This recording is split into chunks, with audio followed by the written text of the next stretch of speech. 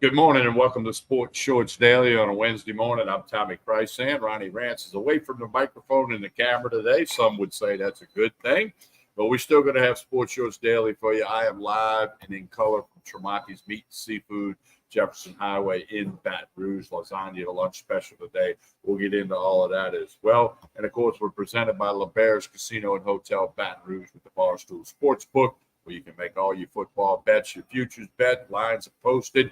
And of course, they've got the Edge Bar at the casino in the back left corner of the casino floor. Our special guest today, joining us to fill in for Mr. Ronnie Rance, is Joel Davis. Of course, he's on Sports Shorts Radio just about every Saturday, and he's got Wooden Haven Furniture Store on Government Street, Mid-City. Joel, good morning. How are you? What's up, TK? How you doing, man?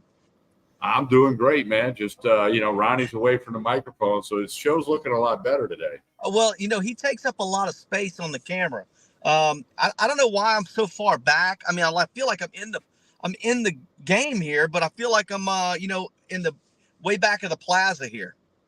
Oh, you're doing good. Hey, let's talk some New Orleans Saints. Speaking about in the game, they had the first exhibition game, and we know preseason football is preseason football, but the first team offense looked good. You're right. It had a big crowd at the beginning of the game. They kind of filtered out of there in the second half. But just some general thoughts, albeit preseason football, on the New Orleans Saints after the win over the Chiefs. I mean, very excited. Love to see what Carr was able to do with his feet. I love the way they moved him around in the pocket, used him from the pocket. Clearly, he is a legit quarterback, especially in this system, especially the fact that he's going to have a defense that's going to give him the ball a lot. He's going to have more possessions than he's had in a long time in a typical game. So he'll probably get more snaps. So I'm super excited about him. But you saw his athleticism, and I think that's the difference. His quick decision making and his athleticism is a lot what you would see with a Drew Brees. Drew Brees was able to move around the pocket and get the ball out quick, and that's the key. And I'm super excited about his ability to make those quick decisions. I'm super excited about his ability to put the ball. The touchdown pass. Go back to the touchdown pass. That was his third read, right? He had a read to Michael Thomas that was covered, which was in the front of the end zone, right? Then he had a backside kind of a seam route. Right. It was a little quick seam. That was his second read. That wasn't there. Comes all the way back to Kirkwood, who was going to the back of the end zone behind the coverage of Michael Thomas. That was his third read. When's the last time you see a quarterback go through his progressions that quickly in New Orleans? You haven't seen that since Drew Brees. And that's significant, man. And that was a laser throw, accurate throw. Off balance throw, because I mean he didn't set his feet on that throw, and it was perfectly thrown to Kirkwood on his third read. Beautiful play.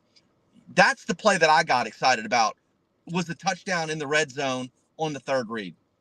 Well, here's something else. You mentioned Drew Brees. When you look at Carr's stats for his first 9 years in the league, you look at Drew Brees' stats for his first 9 years, albeit a few of them with the Chargers. Yeah. They're similar. Sure. Now, I'm not saying Carr is a Hall of Famer like Brees. I'm not saying he's going to win a Super Bowl. But if you look at that and then you watch that play you talked about on the third read, that gives you a reason to be optimistic. I think he's the best quarterback in the NFC South. I don't think there's any 100%. question about that. That's not even close. So, therefore, I mean, you got a little reason to be optimistic if you're the Saints. Now, it's preseason football. There were guys on the field with the Chiefs that won't be wearing a Chiefs uniform in a couple of weeks. Right. I get that, okay? But they're going to have a couple of workouts with the Chargers this week out in Los Angeles. They'll work out with them. That's big. That's a chic thing now in the NFL. And their defensive line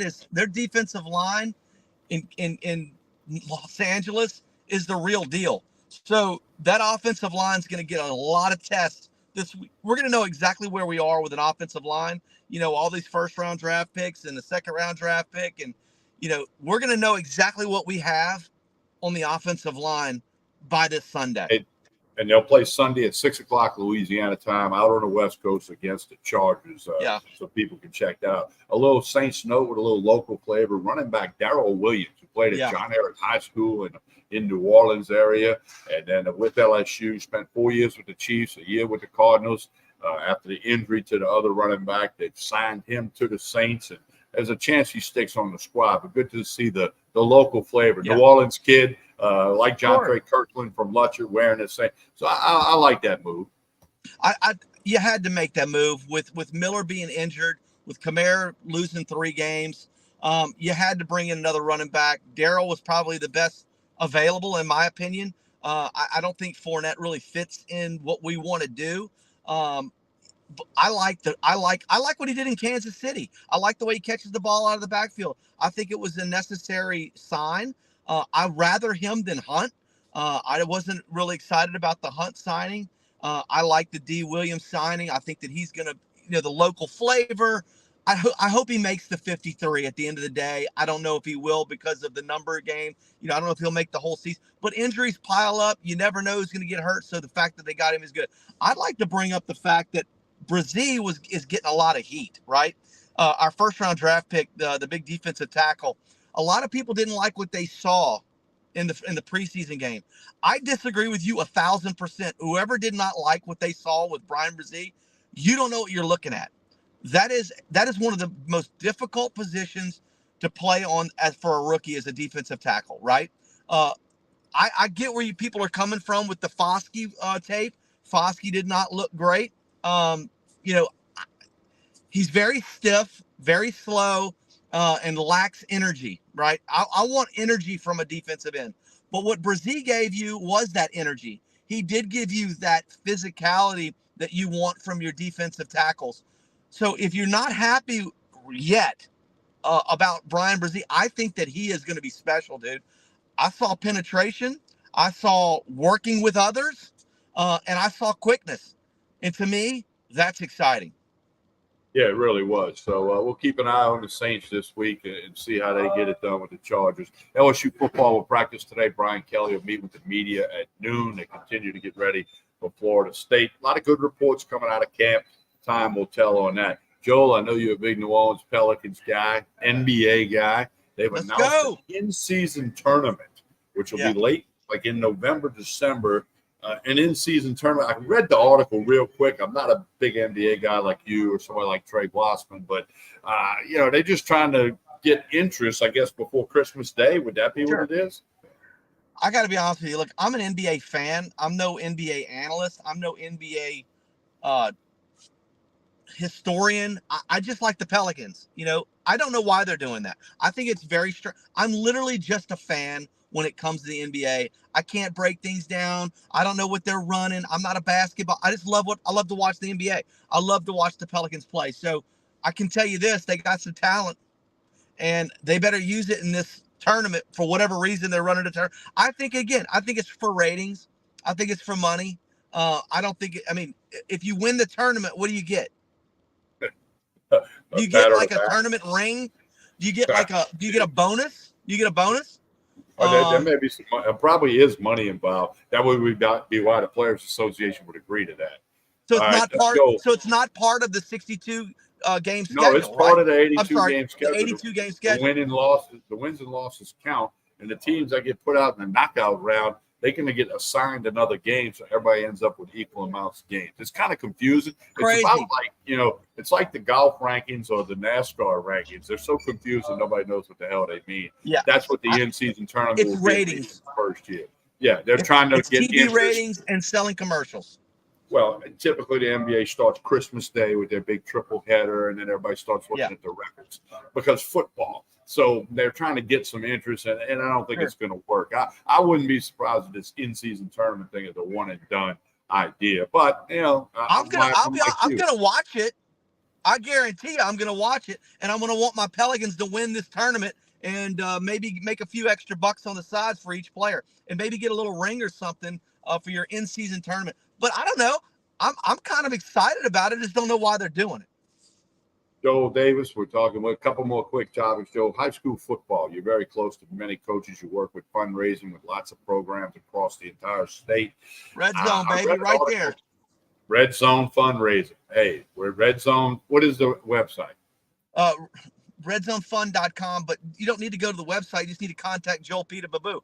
I am the #1 rep in the state of Louisiana when it comes to Red Zone fundraising. Raised $1.6 million last year just for my football and baseball teams. Doesn't include all the other groups that we work with, like the volleyballs, the cheer groups, this, that, and the other. But we raise a lot of money for a lot of our teams. I'm very close to a lot of football coaches, and you were going to bring up a very interesting point that I find interesting as well. Well, and again, if you can't get a hold of Joe, get with me. I will get you to Joe. Joe, I read an article at CrescentCitySports.com. In the high school football season, which gets underway in a couple of weeks with jamborees, there are 87 new head coaches statewide in Louisiana. Let's back this up a year ago. Yeah. The last 3 years, it averaged 63 head coaching changes in 2021, 22. Now we're talking 87 high school coaching changes. Yeah. I mean, what's your reaction to that? Not surprised, because the landscape has changed so much over the last 11 years since I've been working directly with these football coaches. And there's two things that are very difficult to deal with. One are the parents of the kids, right? Some coaches, unless you're an established coach, for example, David Brewerton, who is a good friend of mine, Zachary Broncos state championship coach. He doesn't care about what the parents say, right? The parents don't bother him. They leave him alone. Now, he still has to deal with some things, obviously, with discipline, this, that, and the other. But I saw a text message go out to a coach the other day, and it was a direct text message to the coach about how he was running certain aspects of his program, this, that, and the other. He copied that to me, sent that to me, and said, this is what I deal with on a daily basis. It is the parents that run off a lot of these great men who are there for the kids. They're there for the kids, right? They love football, but they're there for the kids. And the coaches that are not there for the kids, those are the ones that kind of move around a lot, right? They're constantly moving, this, that, and the other. But parents can make their jobs so miserable. Administration can sometimes, if they're not athletic friendly, right, can make it difficult. And then sometimes the curriculum, having to be in the classroom. Can you imagine being at a 5A or a 4A program, right? Have 3 coaches on staff, and then you're in the classroom all day. And then not only are you in the classroom all day, then you got to go to football practice. You didn't get to do any football all day because you've been teaching math all day or world geography. They're making it harder and harder for coaches to stick. Let's just put it that way. And the ones that are in the PE classes and be able to control their own schedules, those are the ones that win. And can have good staff, right? So they're just making it more and more difficult for a lot of these guys. And because I know a lot of really, really good football coaches that really don't even get a chance, man, because there's just so many things that are coming at them. And fundraising can be difficult too. They're responsible for raising $150,000 to run a program, right? So, hey, you want helmets? Then you got to go raise the money. You want to go buy uniforms for your kids because it's about the kids? Then you got to go raise money. So they have to raise money. They have to teach. And here's another thing, Tommy, that nobody thinks about. How much money does a football coach make in a playoff game? Zero. So I always think about Zachary, for example, because they go to the playoffs every year. They go deep into the playoffs. Those guys don't make extra money. Think about all the hours that they put in during the holiday seasons, right? The hours and hours and hours that they put in and don't get extra money for that. If they got extra money, they'd probably make, the amount of hours that they put in, another extra $60,000 a year if you did it by hourly rate. So they make it's very difficult for these guys, and they get frustrated and they look for better positions. And I think that's why there's a lot of moving around. A lot of turnover. But get out there and support your favorite high school football team, the one in your town community across this state. I'm going to be at a high school football game in Covington week 2. Two of a relative of mine and one of my best friends are squared off as head coaches. So I'll be on the sidelines for Covington Franklinton game coming up in a couple of weeks down there in Covington. Joel Davis, one last thing, a little Major League Baseball note. Game in Toronto today, Phillies and Blue Jays. Kevin Gausman on the mound for the Blue Jays, Aaron Nola on the mound for the Phillies. Wow. LSU flavor in MLB. Flavor. You know me, I'm sticking to the MLB. Joel, before we let you get out of here, tell us about Wooden Haven Furniture and Red Zone Fundraising. So obviously, Wooden Haven Furniture Company is my baby. It's my company. I've been manufacturing furniture for over 20 years. We're right there on Government Street, 4173 Government Street. We are a retail store, obviously, to the public. We work with designers as well. But what we do is we manufacture our own product. We don't buy from a third party. We have our own facilities overseas. We manufacture for ourselves, and we provide to other stores across the country. So we ship containers directly to them. And then with Red Zone Fundraising, we help coaches raise money, because every coach, whether it's a volleyball coach, a cheer coach, a band director, a football coach, I mentioned to you earlier, a 4A football program like a 5A football program like a Dutchtown, they probably need to raise between $150,000 and $200,000 a year to run that program. People don't realize this, but if you have helmets, you don't buy helmets every year, but you have to recondition those helmets every year. Most of my football coaches get a bill on their desk every single year for between $7,500 and $15,000 a year just to recondition their helmets. And they are responsible for raising that money. So that's where Red Zone comes in.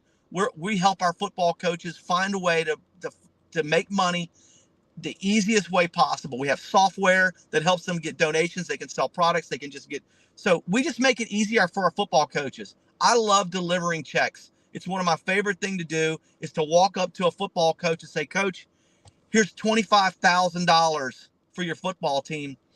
Thank you for working for Red Zone, working with me and Red Zone Fundraising. It's the joy of my life besides the furniture business. There's nothing more pleasing and satisfying than to show up with a big fat check for my football coaches, or even any coach for that matter. All right, and Joel will be a part of Sports Shorts Radio this Saturday morning. We'll be at the Walk-Ons in Brewley. Ronnie Rance, Hunter McCann, and I and Joel will join us. Joel, thank you for filling in today. Always fun to talk to you. We'll visit again on Saturday during Sports Shorts Radio. Appreciate it, TK. You have a good one, bud. All right, don't forget to like and share this video, and don't forget that I am over at Tremonti's Meat and Seafood. Where the lunch special today is lasagna, mom's recipe. You want to check that out. They got on-site catering, tailgating, party packages. You're getting ready for that high school football, college football, NFL. You're watching the game at somebody's house, or you're having people to your house. Tremonti's can take care of you with all your party platters. Small group, medium-sized group, large group. Tremonti's can get it done. Go to tremontis.com. Of course, they got the big wine selection right behind me. Your whiskey. Buffalo Trace special right now. There's a big special on single barrel Buffalo Trace. All you bourbon drinkers, you whiskey drinkers, get on over to Tremonti's Meat and Seafood, 12451 Jefferson Highway in Baton Rouge, right down the block from Parkview Baptist Church and School. You need to stop by Tremonti's Meat and Seafood and do that real soon. All right, let's see. Craig says good morning. We appreciate that, Craig. As always, the support that you and so many others give us. And hey, here's the key. Like and share this video. Like and share this video. This is free. The way you help, the way you make your little contribution to the Sports Shorts Daily cause. Like this video, share it, whether it's Facebook, Twitter, YouTube. Check out the YouTube channel for Sports Shorts Daily or for Talking Sports with TK. We appreciate that very much. And don't forget, each and every week we're brought to you by the LeBaire. Each and every episode of Sports Shorts Daily brought to you by LeBaire's Casino and Hotel in Baton Rouge, the Barstool Sportsbook, and of course the Edge Bar. With live entertainment Thursday, Friday, and Saturday. Ronnie Rance will be back Friday. We'll do a little 9:30 Friday morning episode of Sports Shorts Daily. Thanks to Joel Davis for pinch hitting today. As always, he brings good stuff to the table. Like and share this video. I'm Tommy Krysan from Tremonti's Meat and Seafood, Jefferson Highway in Baton Rouge, Tremontis.com. Come get some lasagna for lunch today and see everything that they have in here at Tremonti's. And we hope you have a really good day.